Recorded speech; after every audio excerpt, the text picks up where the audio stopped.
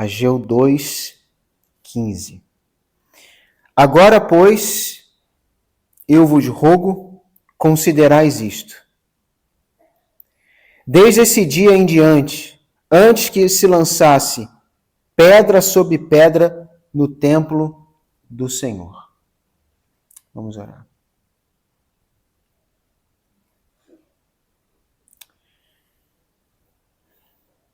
Santo Deus, Pai eterno, Tu és Deus de eternidade em eternidade. Tu és Deus que quebra a barreira do tempo. Tu, Pai, conhece e sonda os corações de todos ao mesmo tempo. Tu sabe todos os pensamentos, todas as intenções do coração. Tu conhece, Pai, cada pessoa nesse planeta. Todas as que já andou e morreram, e todas, Pai, que ainda estão vivas. Tu conhece todas, Senhor. E nesse momento, por nos conhecer, eu peço que o Senhor fale conosco. Fale, Senhor, aquilo não que queremos ouvir, ou aquilo que achamos que precisamos ouvir, mas aquilo, ó Pai, que depois da sua sondagem, o Senhor então fale conosco para que saiamos daqui de forma diferente. Exorta-nos, Pai. Corrija-nos, Senhor. Seja duro conosco. Mas não nos deixe, Pai, de lado. Não nos deixe, Pai, perecermos sem a Tua correção, sem a Tua vara. Porque sabemos, Pai, que é por meio da disciplina, por meio da correção, é que mostra o Teu amor por nós. Então, por favor, ó Deus, pedimos, Pai, em nome de Jesus, fala conosco nessa noite, por intermédio da Tua palavra, por intermédio, Pai, do Teu Espírito Santo, atuando no coração de cada um aqui essa noite, inclusive o meu também, Senhor. Pedimos em nome de Jesus. Amém. Na terça-feira, quando nós estivemos na praça, o irmão Leikson falou um pouco sobre o livro do profeta Ageu, falou um pouco sobre Zorobabel e a função dele na construção do segundo templo. E no primeiro capítulo, nós temos o povo, como ele falou na terça-feira, nós temos o povo envolvido nas suas coisas, nas suas particularidades. O povo está retornando para a sua terra, e a primeira coisa que o povo vai pensar não é nas coisas de Deus. A primeira coisa que o povo vai pensar é nas suas próprias coisas. É na sua própria segurança, na sua própria estabilidade, na sua própria moradia. Aqui no capítulo 1, o que Deus vai dizer com eles é porque eles estão tão preocupados em construir a casa deles, enquanto a própria casa de Deus fica deserta. A própria casa de Deus não tem ninguém que se importe em ver a casa de Deus em ruínas, em ver a casa de Deus destruída, mas todo mundo está correndo para poder construir a sua própria casa. Então, é aquele tipo de pessoa que pensa primeiro em si. Não, primeiro eu preciso buscar o meu trabalho, primeiro eu tenho que casar, primeiro eu tenho que fazer as minhas coisas, primeiro eu tenho que ter estabilidade, depois que eu fizer tudo aquilo que eu quero, tudo aquilo que me está ao alcance, aí se sobrar tempo, aí eu faço a obra de Deus. Só que esse tipo de pensamento, Deus aqui, ele corrige. Não é para o cristão ou o servo dele ter esse tipo de pensamento. Primeiro fazer as suas coisas, primeiro construir a sua obra, para depois pensar nas coisas de Deus. Não. A primeira coisa é a obra de Deus. O grande problema é que nós, muitas vezes, damos a preferência às nossas coisas. Porque vamos criar as maiores justificativas, porque nós temos que pensar primeiro em nós. Não, eu tenho que pensar primeiro no meu trabalho, porque se eu não tiver trabalho, como é que eu vou ter dinheiro para fazer o recurso para a obra de Deus? Não, primeiro eu tenho que pensar em casar, porque com família, aí sim eu posso dar testemunho para quem é casado. Não, primeiro tem que ter isso, primeiro tem que ter aquilo, primeiro... E aí inventamos um monte de justificativas, um monte de desculpa, mas Deus sabe que todas essas coisas são conversas para não fazer a obra dele. Que, na verdade, os homens são egoístas, pensam em si mesmos, pensam no seu próprio ventre, pensam a sua própria maneira, a sua própria forma, e depois vão pensar na obra de Deus. Quando der tempo, quando sobrar tempo, quando eu tiver vontade, quando as coisas estiverem funcionando, aí eu faço a obra de Deus. Aí eu penso, e no caso deles, eu penso na construção do templo, eu penso em restabelecer as leis, os sacerdotes, aí eu penso nisso tudo. Mas primeiro, a minha casa. Deus não suporta tais pessoas. É melhor não ser servo de Deus, é melhor não levar o nome de servo de Deus, de cristão, do que agir dessa forma. Que forma? Pensar primeiro no seu lado e depois na obra de Deus. Uma vez que nós entregamos a nossa vida a Deus, qual é a prioridade? Nós ou Deus? Só que muitas vezes entregamos a nossa vida a Deus, mas corremos a mesma corrida que as pessoas do mundo correm. Entregamos a nossa vida a Deus, mas a nossa mentalidade ainda não mudou. Ainda somos egoístas. Ainda somos amantes de nós mesmos. Ainda queremos as coisas para nós. Corremos exatamente como as pessoas do mundo. A única diferença é que domingo nós vamos à igreja. É que durante a semana nós vamos à igreja. É que nós lemos a Bíblia. É que nós oramos às vezes em momentos de dificuldade. Tirando isso, é a mesma coisa. Não muda nada. As preocupações que eles têm é a preocupação que nós temos. As tristezas que eles têm é a tristeza que nós temos. E a alegria que muitas vezes eles têm é a alegria que também nós vamos ter. Por quê? Porque nós somos muitas vezes da mesma forma. Não houve mudança. E às vezes há uma mudança externa, mas não uma mudança interna. Por que não há uma mudança interna? Porque a minha mente, a minha mentalidade, os meus sentimentos são os mesmos de uma pessoa do mundo. As preocupações são as mesmas. As corridas, o objetivo é o mesmo. E Deus não suporta tais pessoas. Versículo 5, o convite de Deus é: considerai os vossos caminhos. Pensa, pondera, reflita. Está certo isso? Está certo isso? A maneira como vocês estão fazendo, a maneira como vocês estão se portando, está certo isso? É dessa forma? Eu chamei vocês, tirei vocês da terra do Egito, livrei vocês do exílio. Para isso? Para pensar em vocês? Então que ficassem lá. Eu não estou chamando um povo para fazer a sua própria vontade. O povo de Deus é um povo diferente. E ele é diferente porque ele é caracterizado por fazer a vontade de Deus, e não a sua própria vontade. E aqui então Deus chama eles para refletir, analisar. Analisar o quê? Versículo 6. Eles trabalham, eles se esforçam, eles lutam. Mas no versículo 6 diz: semeais muito e recolheis pouco. Estão trabalhando demais, virando noites. Mas o problema é que o trabalho deles não está trazendo o resultado esperado. Ora, se eu estou trabalhando muito, o que deveria acontecer? É eu ganhar muito. Isso seria a lógica. Eu trabalho muito, eu ganho muito. Eu trabalho pouco, eu ganho pouco. Só que eles estão trabalhando muito, muito, versículo 6. Porém, quando eles vão recolher, recolhe pouco. Só que eles não percebem, mais à frente a gente vai ver um pouco mais sobre isso, eles não percebem os sinais que Deus dá. Em muita da nossa jornada cristã, na nossa vida, Deus envia sinais para justamente nós acordarmos.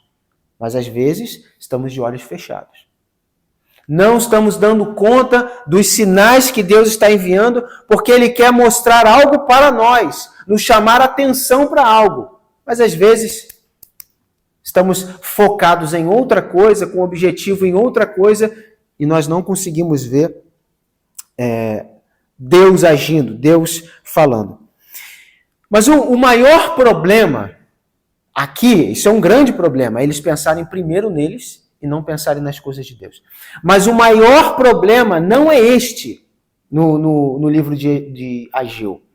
O maior problema, se nós formos ao capítulo 2, você tem o versículo 15, que é o versículo que nós lemos. Agora, pois, eu rogo a vocês, considerem isto, desde esse dia em diante, antes que se lance pedra sobre pedra no templo do Senhor. Então, antes de vocês começarem a construção, antes de lançarem a pedra na construção do segundo templo, reflita nisso. Pensa nisso. Pensar em quê, Ageu? Voltando a alguns versículos. Versículo 10. Ao 24º dia do mês 9, no segundo ano de Dario, veio a palavra do Senhor por intermédio do profeta Ageu, dizendo: assim diz o Senhor dos Exércitos, pergunta agora aos sacerdotes acerca da lei, dizendo. Então, Ageu se dirige aos sacerdotes e faça perguntas a eles. O sacerdote é aquele que entende da lei, conhece da lei. Então você vai fazer perguntas acerca da lei e eles vão responder pelo conhecimento que eles têm da lei. Não são pessoas sem conhecimento, é um sacerdote. Verso 12. Se alguém leva carne santa na orla das suas vestes e com ela toca o pão, toca o guisado, toca o vinho, toca o azeite ou toca qualquer outro mantimento, porventura isto será santificado? E os sacerdotes responderam: não. Não. Não ficará santificado. Ou seja, eles estão levando, aqui diz o versículo 12, carne santa. Aquela carne é santa. Mas se aquela carne que eles estão levando tocar em qualquer outra coisa, aquilo não será santificado, apesar da carne ter sido santificada. A outra coisa não vai ser santificada. E eles respondem sinceramente, e com clareza e com certeza. Não. Não vai ser. Versículo 13. E Ageu, então, pergunta a eles. Disse Ageu, se alguém que for contaminado pelo contato com o corpo morto, tocar em alguma destas coisas, ficará ela imunda? E os sacerdotes responderam dizendo, sim, ficará imundo. E aí você tem depois disso o versículo 15. Deus dizendo, antes de colocar pedra sobre pedra, pensa nisso, reflita nisso. O que isso tem a ver? Refletir em quê?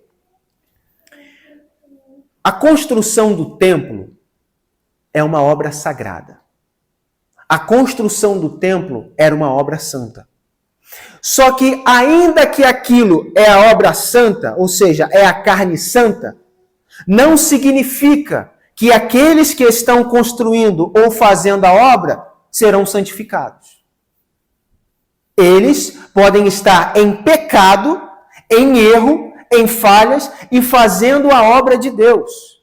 E Deus está dizendo o seguinte, antes de colocar pedra sobre pedra, antes de começar a minha obra, antes de fazer os meus desígnios, antes de lançar a pedra sobre este templo a ser construído, reflita, pensa. Existe pecado em vocês, ó sacerdotes? Existem erro em vocês, sacerdotes? Existem pecados encobertos, existe hipocrisia, existe falsidade, existe duas servidões, servir o mundo e servir a Deus. Existem essas coisas? Se existir, não construa o templo, não faça a obra de Deus. Por quê? Não vai dar certo. Não vai funcionar. Só vai funcionar se for santificado. Só que o problema é querermos, e isso serve para nós, fazermos a obra de Deus de qualquer jeito. Não funciona. Não funciona. Aí lá na frente, depois de dar errado, não funcionar, para não assumir a culpa e dizer, não, na verdade é porque eu estava em pecado. Na verdade é porque eu estava em hipocrisia. Na verdade é porque eu estava com o pé no mundo. Para não assumir a culpa, vai dizer, não era a vontade de Deus. É que na verdade Deus não queria. E não era o propósito de Deus. Não, era o propósito de Deus. A obra é fazer a vontade de Deus, mas o problema é que os obreiros não estão da maneira certa. E aí, duas consequências nisso. Primeira consequência, as pessoas começam a fazer da forma errada, em pecado, em erro, em dolo, começam a fazer a obra de Deus, não dá certo, elas se frustram. Puxa, eu tentei, eu me esforcei, eu investi recurso, energia, tempo, disposição, não deu certo, elas se frustram. Mas o segundo, ainda pior. Aqueles dos quais estes maus obreiros, maus trabalhadores, pregaram e disseram para aquelas pessoas: vocês são seitas, vocês são hereges, vocês acreditam num falso Deus, vocês fazem da maneira errada. Uma vez que estes começam a obra e dá errado, essas pessoas se fortalecem ainda mais na heresia deles. Por quê? Porque você disse que eles estavam errados, mas na verdade você que deu errado.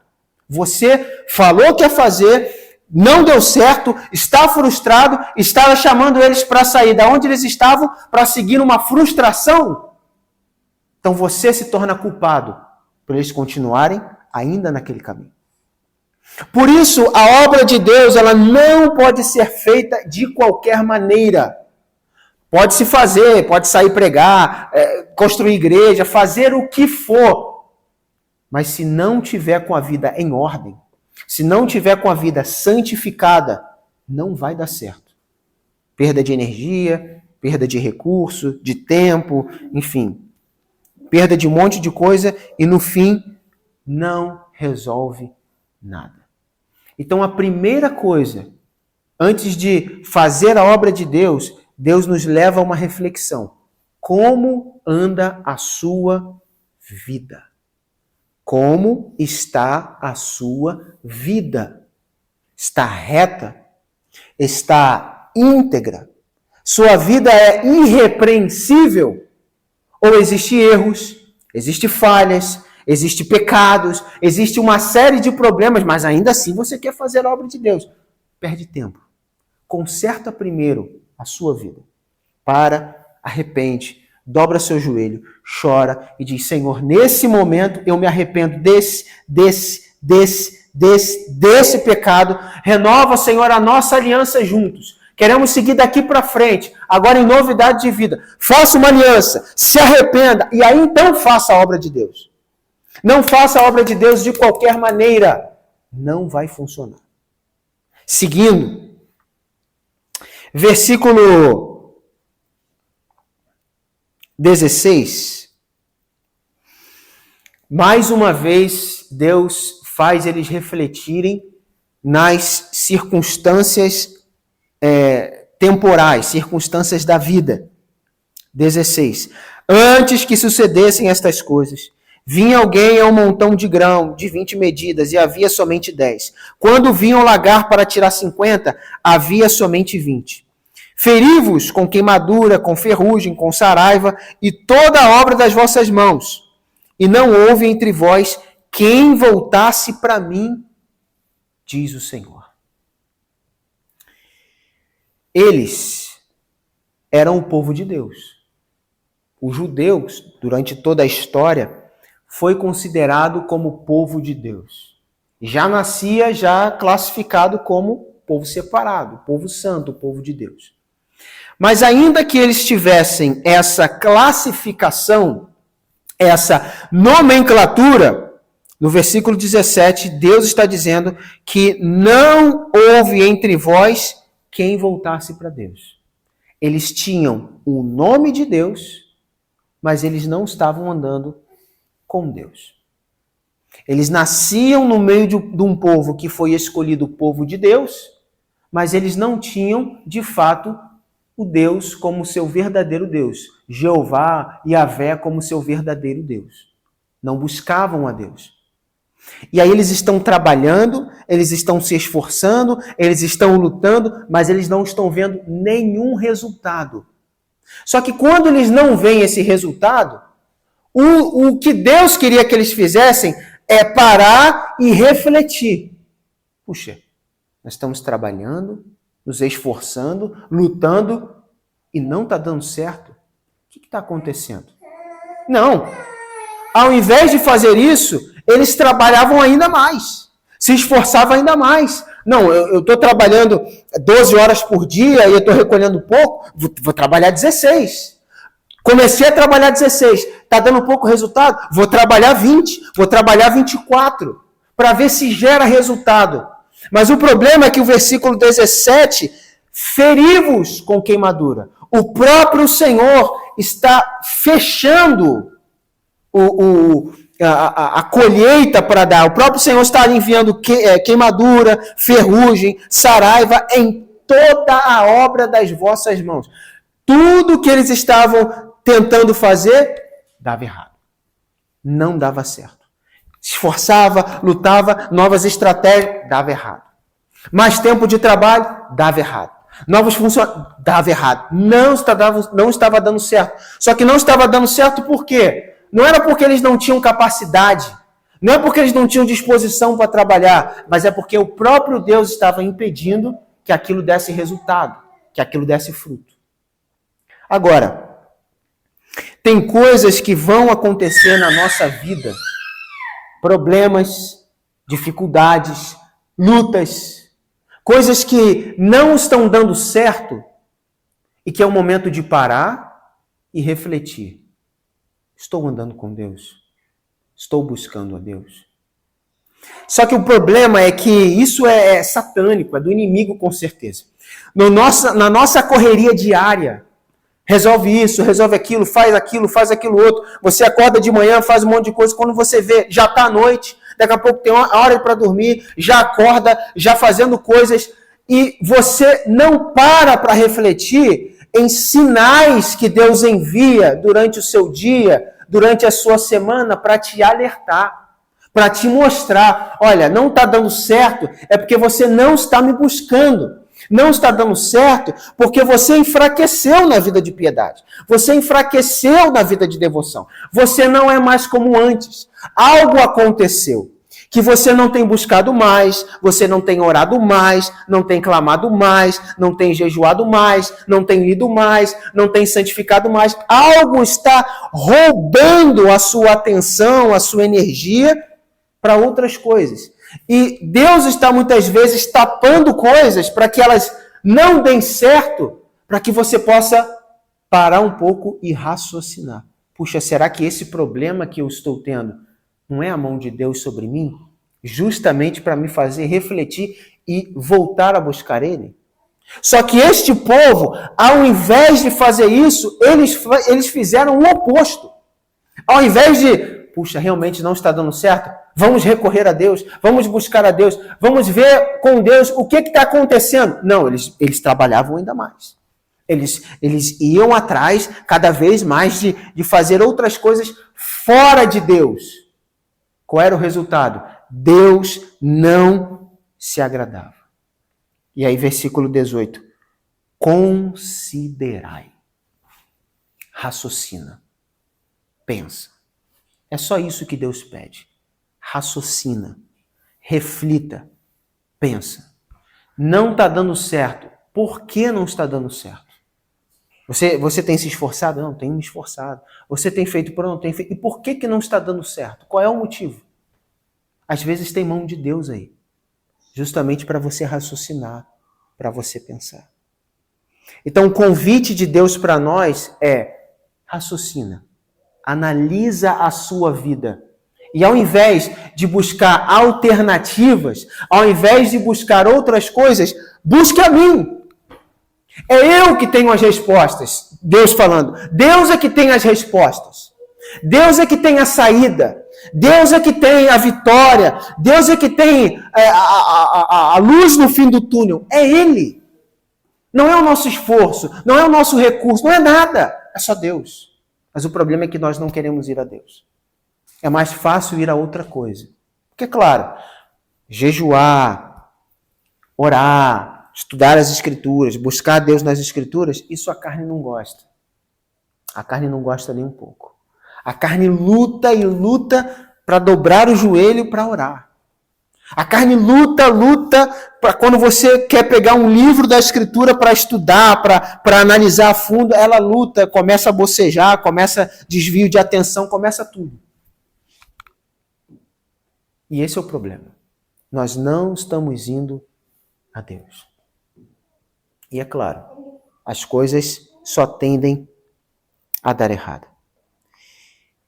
E aí, versículo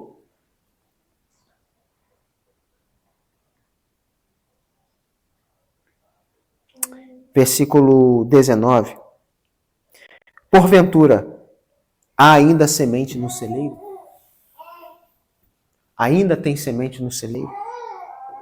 Além disso, a videira, a figueira, a romeira, a oliveira não tem dado seus frutos. Tudo que vocês plantaram não tem dado certo. Agora, trazendo para o lado espiritual, podemos fazer a obra de Deus com afinco, de meia-noite a meia-noite. Podemos sair, meia-noite estamos orando, nas vigílias da noite, e aí depois sai para pregar, depois aconselha pessoas, depois visita pessoas, depois faz isso, faz aquilo, mas não tem fruto. Não tem resultado. Aí você pensa, mas por quê? Se eu estou fazendo muito?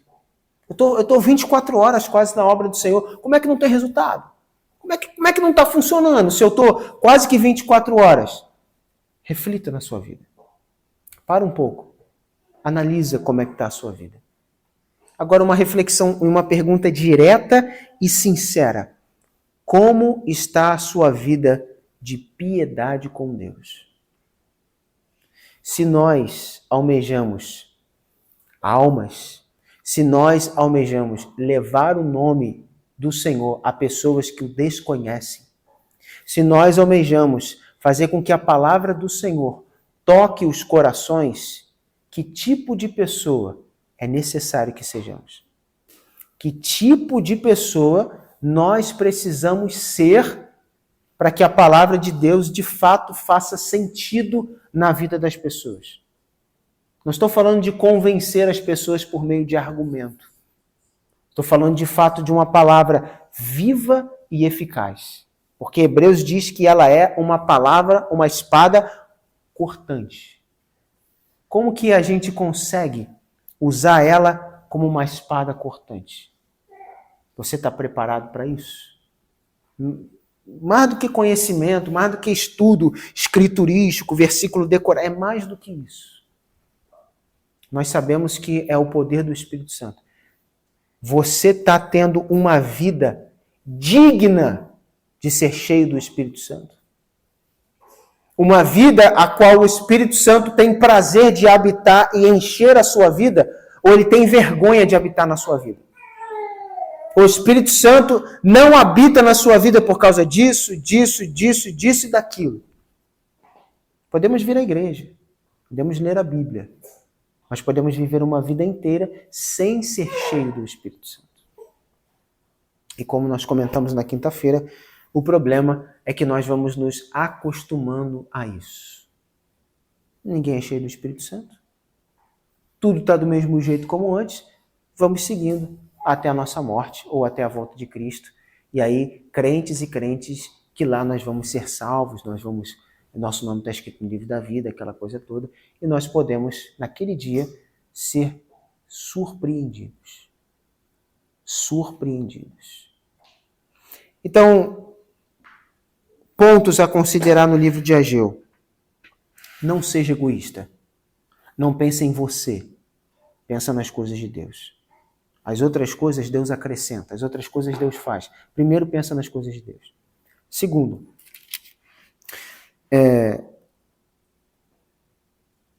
como tem sido a sua vida diante de Deus? Você tem pecado? Você tem erro? Você tem falha? Conserta isso. Arrependa, muda, troca a vida que você tem levado. Entrega a Deus. E o terceiro, para um pouco. Sei que é na correria da vida, mas para um pouco. E tenta ver as coisas e ver se Deus não está falando com você através de situações e através de coisas, querendo dar a você alguma mensagem para você, puxa, é isso que eu preciso fazer. É isso que agora eu tenho que... E na correria nós nos esquecemos disso. Então, o convite nessa noite de Deus para nós é: considerai os vossos caminhos. Vamos orar.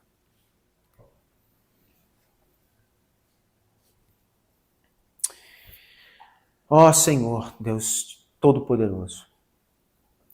Senhor, eu confesso que é muito mais fácil viver uma vida até agitada, na correria, com tantos afazeres, com tantas coisas. É mais fácil isso do que parar, orar horas a fio, jejuar, clamar. Mesmo, Pai, sabendo na teoria que o Senhor tem as respostas. Me perdoa, Senhor. E me ajuda, Deus, a me entregar a Ti totalmente. Eu faço o mesmo pedido para os meus irmãos, para que haja, Senhor, em nós uma reflexão das nossas vidas. Para que não seja uma mensagem onde o povo aqui foi corrigido diante de Deus, diante do Senhor, e nós também, Pai, somos convidados a meditar e refletir, e essa mensagem passe para nós em branco, como se nada tivesse falado, acontecido, e por aí vai.